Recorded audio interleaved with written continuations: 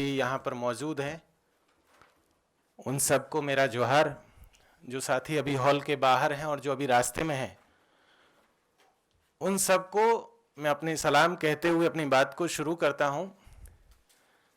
साथियों, ये किताब दरअसल एक सवाल से शुरू हुई, एक सवाल जो पिछले 20-22 सालों से इतिहास पढ़ते हुए मैंने महसूस किया। और वो सवाल ये था कि इतिहास को जब कभी हमने पढ़ने की कोशिश की, चाहे वो स्कूल की किताबों में मौजूद हो, चाहे वो विश्वविद्यालयों के सिलेबस में मौजूद हो, या फिर अलग अलग जगहों पर मौजूद हो, वहां मैंने एक चीज पाई कि आदिवासी वहां से गायब था। और ऐसा नहीं है कि किसी एक खास समूह के साथ ये हो रहा हो, यह पूरे देश के तमाम आदिवासियों के साथ यह चीज महसूस की गई। जहां कहीं भी दर्ज था उसे ऐसा भी हिस्सा नहीं था कि किसी हाशिए पर वो मिल जाए, वो हाशिए से भी बाहर पर कहीं पर था। और ये कहकर के उसे खारिज करने की कोशिश हुई कि ये पूरा का पूरा समाज जो है, इसके पास कोई लिखित एविडेंस नहीं है, कोई लिखित सबूत नहीं है, इसके पास अपनी कोई परंपरा नहीं है। और इन्हीं लाइनों पर कहते हुए उसे खारिज कर दिया गया, उसे एकदम से इग्नोर किया गया। मैंने 15 अगस्त के नारे देखे, सुने, मैंने 26 जनवरी पे लगने वाले नारों को भी सुना, और मैंने महसूस किया कि उन नारों में भी हमारे जो पुरखे हैं उनका कोई वजूद नहीं है।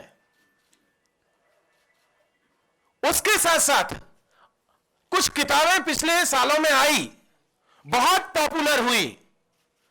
उन किताबों के टाइटल्स कुछ ऐसे थे कि आधुनिक राष्ट्र निर्माता, makers of modern India, incarnations.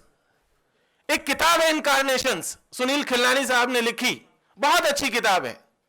महात्मा तथागत बुद्ध से लेकर के धीरूभाई अंबानी तक का उसमें जिक्र है, लेकिन उसमें आदिवासी नहीं है।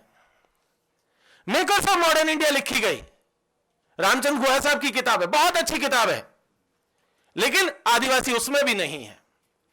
उन्होंने आदिवासियों की जगह एक यूरोपियन व्यक्ति को जगह दी, बैरियर एल्विन साहब को, क्योंकि उनका काम था उस इलाकों में। लेकिन उन्हें कोई एक आदिवासी नहीं मिला जिसे वो अपनी किताब में जगह दे सके। और ये ऐसा नहीं था कि ये पहली बार ऐसा हो रहा था।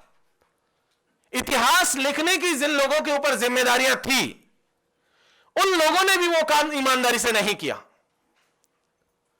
जिसके पास भी ये जिम्मेदारियां थी, उन्होंने या तो किसी खास व्यक्ति के इर्द गिर्द इतिहास लिखने की कोशिश की, या किसी खास विचारधारा को ध्यान में रखकर के इतिहास लिखने की कोशिश की। लेकिन उन सब में आदिवासी वहां पर नदारद था। और इसीलिए मुझे लगा कि मुझे अपने पुरखों की विरासत को दर्ज करना चाहिए, क्योंकि अगर मैं नहीं लिखूंगा तो और कौन है जो लिखेगा। नाइजीरियन साहित्यकार हैं चिनुआ अचेबे साहब। 1994 में एक पेरिस रिव्यू करके एक पत्रिका आती थी, उसको इंटरव्यू देते हुए अपनी एक बात कहते हैं। वो कहते हैं कि जब तक शेरों के अपने इतिहासकार नहीं होंगे, तब तक शिकार के इतिहास में किसी दूसरे की वीर गाथाएं गाई जाती रहेंगी। आदिवासी समाज के जब तक खुद के अपने इतिहासकार नहीं होंगे, तब तक कोई और ही उनके बारे में उनकी गाथाएं गाता रहेगा और अपने अपने तरीके से गाता रहेगा। इतिहास को लिखने का एक तरीका यह भी सामने आया कि उन्होंने हमें जिस तरीके से दर्ज किया, उस दर्ज करने में भी एक चीज देखने को मिली, और वो ये थी कि भाई उन्होंने हमारा इंटरप्रिटेशन ही गलत कर दिया। पिछले दिनों बहुत सारी डिबेट चल रही थी, उसमें हमारे मध्य प्रदेश और राजस्थान और गुजरात के बॉर्डर पर एक समुदाय है भिलाला, भील समाज का ही एक हिस्सा है। किसी इतिहासकार ने एक डिबेट में लिख दिया कि यह तो जो है भील और राजपूतों के संसर्ग से पैदा हुआ है, और पिछले एक हफ्ते से एफआईआर पर एफआईआर उस लेखक के ऊपर होती जा रही हैं। यह पहली बार है जब किसी ने अपना असर्शन दर्ज कराया है। यह पहली बार है जब उन बच्चों को पता चला कि उनके बारे में क्या लिखा जा रहा है, और जो उल्टा सीधा लिखा गया, इवन स्थितियां यह आ गई कि आदिवासी नायकों को गैर आदिवासियों ने क्लेम करना शुरू कर दिया। राणा पुंजा भील को राजपूत बता दिया गया। वी नारायण सिंह छत्तीसगढ़ के जो पहले आंदोलनकारी हैं, गौंड समाज से आते हैं, मिंजवार समाज से आते हैं, उन्हें राजपूत बता दिया गया। महारानी दुर्गावती को राजपूत बता दिया गया। ऐसे बहुत सारे नायक हैं जिनके ऊपर किसी दूसरे ने अपना क्लेम कर लिया। किसी के नाम के आगे अगर ठाकुर लिखा हुआ था, सबने मान लिया कि यह तो राजपूत ही है। कोई अगर राजा है तो भी मान लिया गया कि यह तो राजपूत ही होगा। जबकि इस देश में आजादी के समय तक आदिवासियों के अपने राज्य रहे हैं, आदिवासियों की अपनी रूलिंग फैमिलीज रही हैं, लेकिन एकदम से इतिहास को जिस तरीके से तोड़ और मरोड़ करके पेश किया गया, एक और लाइन चली है। पिछले सालों में इतिहास को नए सिरे से संग लिखने की कोशिश कर रहा है। आरएसएस के लोग लगातार इस काम में बखूबी आगे बढ़ रहे हैं। उन्होंने बिरसा मुंडा को लेकर के एक नई मुहिम छेड़ी हुई है। बिरसा मुंडा का जो पूरा का पूरा धर्म का जो आइडिया था, उसे बिरसाइत कहा गया। आरएसएस ने उसे वैष्णव कह दिया। इसी तरीके से आदिवासियों की जो नाग परंपरा थी, आदिवासियों में गौंडों में जो बड़ा बूढ़ा देव की पूजा है, सिंह बोंगा की जो पूजा है, उसे सीधा शिव से जोड़ दिया गया। तो लगातार आदिवासी इतिहास के साथ आदिवासी संस्कृति को जिस तरीके से तोड़ करके मरोड़ करके अलग अलग परिदृश्य में पेश किया जा रहा है, इसलिए इस तरीके की किताबों को लिखी जाने की जरूरत है। शायद यह किताब आज से 70 साल पहले ही लिखी जानी चाहिए थी, क्योंकि राष्ट्र निर्माण की प्रक्रिया जहां पर मैं इस हिस्से को खत्म कर रहा हूं, यह तो तभी आज से लगभग 78 साल पहले ही पूरा हो गया था। लेकिन 78 साल में किसी ने भी यह जहमत नहीं उठाई कि आदिवासियों को भी उनका जो ड्यू शेयर है वो दिया जाए, उनका जो हिस्सा है वो दिया जाए। इतिहास की किताबों में लिखा गया कि मंगल पांडे आजादी का पहला नायक है। 1857 की लड़ाई पहली लड़ाई है, लेकिन उससे कोई 80 साल पहले तिलका मांझी इस लड़ाई को शुरू कर चुके थे। झारखंड और बिहार के हिस्से में भागलपुर और राजमहल और उसका जो हिस्सा है, वहां के पहाड़िया समुदाय के लोग, चुआड़ समुदाय के लोग इस लड़ाई को पहले ही शुरू कर चुके थे, लेकिन उन्हें वो हक नहीं दिया गया, उन्हें वो सम्मान भी नहीं दिया गया।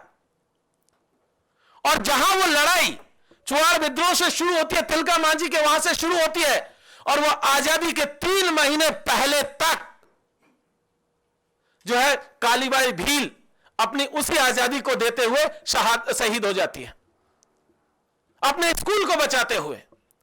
लेकिन कहीं पर भी उनका जिक्र नहीं है।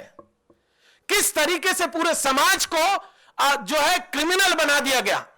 क्राइम कोई भी करे, लेकिन पूरा समाज जिसे कह दिया गया तो ये तो अपराधी है, उसका हर पुरुष प्रतिदिन उसके नजदीकी थाने में अटेंडेंस देगा। उसका हर पुरुष अगर गांव से कहीं बाहर जाएगा तो उसे पुलिस थाने में अपनी सूचना देनी होगी। अगर कोई गेस्ट आएगा आपके गांव में, तब भी आपको सूचना देनी होगी। यह पूरी की पूरी परंपरा रही। और एक चीज, अंग्रेजी हुकूमत के दौर में जिस तरीके से लूट और खसट चली, जिसके खिलाफ आदिवासियों ने पूरी बगावत शुरू की, चाहे जंगल की लूट हो, वन कानून बनाए गए, भू राजस्व वसूली के लिए कानून बनाए गए, और एक टर्म हम सब लोग आज की तारीख में बहुत अच्छे से सुनते हैं, वो है रूल ऑफ लॉ, कानून का शासन। किसका कानून? कौन सा कानून? तो कानून वो जिसे अंग्रेजों ने बनाया। किसके लिए बनाया? अंग्रेजों के लिए बनाया। तो वो जो कानून बना, वही कानून आज तक बदस्तूर जारी है। उसका एक एग्जांपल मैं आपको बताता हूं।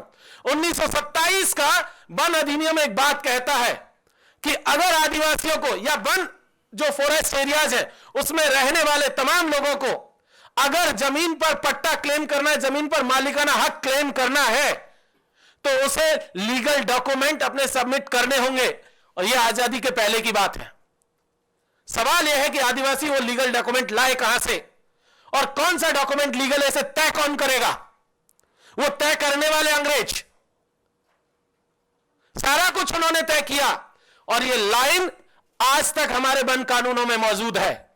अगर आपको जिस जमीन पर आप रहते हैं, कानून में लिखा हुआ है कि सिर्फ इस लाइन पर आप जमीन पर मालिकाना हक क्लेम नहीं कर सकते हैं कि आप यहां रह रहे थे, कि आपके पुरखे यहां पर रह रहे थे, कि उनके पुरखे भी यहां पर रह रहे थे। इस लाइन पर आप जमीन पर मालिकाना हक क्लेम नहीं कर सकते हैं। उसके लिए लीगल डॉक्यूमेंट चाहिए आपको। यह आज तक मौजूद है। इसी के तहत पूरे एरिया को, फॉरेस्ट एरियाज को रिजर्व डिक्लेयर किया गया। किसी को और अलग अलग कैटेगरीज में बांटा गया, और रिजर्व कहकर के कहा गया कि आदिवासियों के जो जमीन है, आदिवासी जो है इस जंगल में रह रहे, इनसे जो है जंगली जानवरों को खतरा है, और यह कहकर के उन्होंने शिकार के लिए अपने जंगल रिजर्व कर लिए। और आज भी वही स्थिति है। तो साथियों, उसके खिलाफ जो बगावत चली, वो बगावत का पूरा इतिहास को अगर हम लोग देखेंगे तो पता चलेगा कि आदिवासी इस देश में केवल अंग्रेजी हुकूमत के खिलाफ नहीं लड़ रहे थे, इस देश के सामंती व्यवस्था के खिलाफ भी लड़ रहे थे। इस देश के महाजन, व्यापारी, सूदखोर, लूटखोर और जितने भी गैर आदिवासी उन इलाकों में जाकर के आदिवासियों का लूट रहे थे, उन सब के खिलाफ लड़ रहे थे। और इसीलिए जयपाल सिंह मुन्ना ने संविधान सभा में अपने भाषण में एक बात कही थी। वो कहते हैं कि हमारे लोगों का पूरा इतिहास गैर आदिवासियों के अंतहीन शोषण, उत्पीड़न और बेदखली को रोकने के लिए किए गए विद्रोहों का इतिहास है। तो साथियों, यह पूरी की पूरी जो परंपरा है जो आदिवासी पुरखों ने चलाई, वो परंपरा को, इस बात को यहां पर कहने की जरूरत है कि यह लाइन जो तय होती है दिल्ली से, कि भाई जो दिल्ली में है, जो दिल्ली पहुंच सकता है, यह देश उसी का है, वही तय करेंगे कि इस देश का भविष्य क्या होगा। यहां से इस आयोजन का मकसद एक यह भी है कि हम यह कहें कि जो लोग दिल्ली नहीं पहुंच सकते हैं और जिनका इतिहास आप खुद नहीं लिख रहे हो, जिसकी संस्कृति को आप नष्ट करने पर तुले हुए हो, वो देश उन लोगों ने बनाया हुआ है। यह देश उन्हीं का देश है।